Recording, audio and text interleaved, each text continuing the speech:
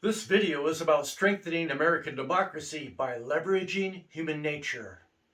Chimpanzees match 98% of our genetic code.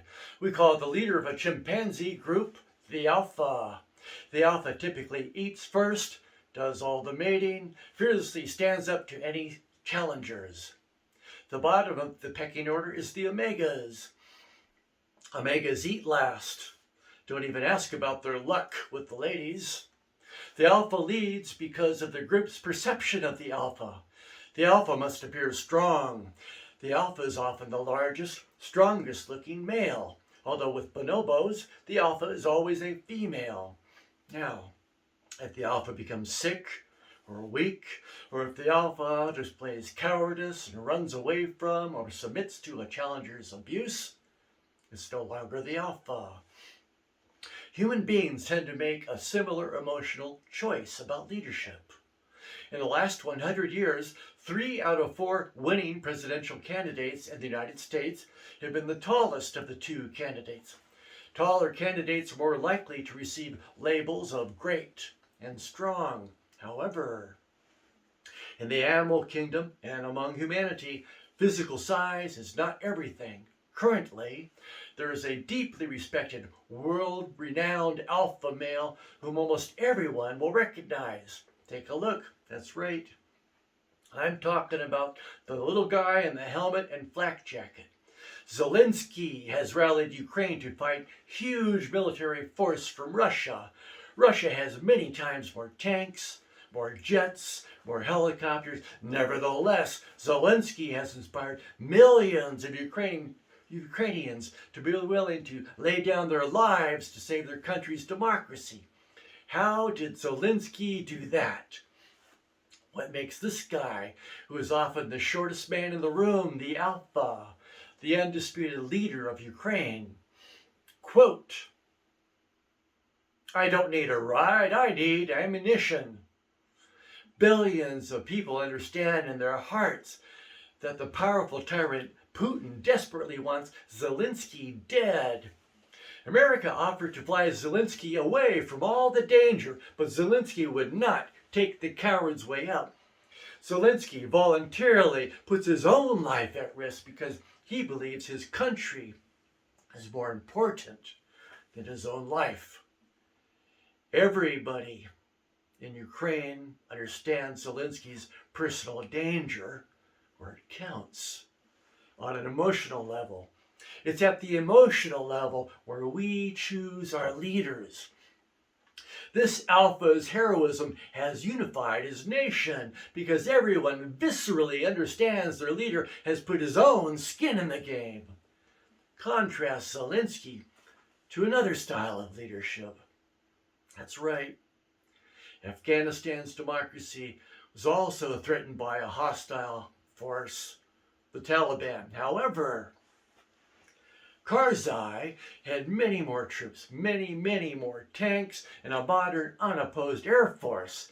Nevertheless, at the first sign of any real danger to himself, Karzai just flew away out of all potential danger. He left his demoralized soldiers on their own.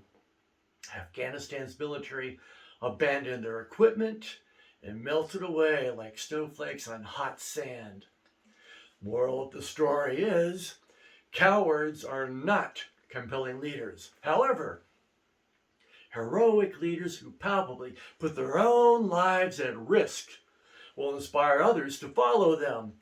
We can write a law that leverages the fact that heroic leadership amasses support and cowardly leadership hemorrhages support to give a powerful emotional disadvantage to political liars. We will reap 2 benefits when our government establishes an environment with fewer political lies. 1, voters will be empowered to make wiser decisions. More facts, more truth, better decisions. Simple as that. 2, our democracy will become more unified when the vicious liars that would spread hate are inhibited by a powerful emotional disadvantage written into American law. We can help voters discriminate between heroic truth tellers and cowardly liars when our law presents a potent risk opportunity.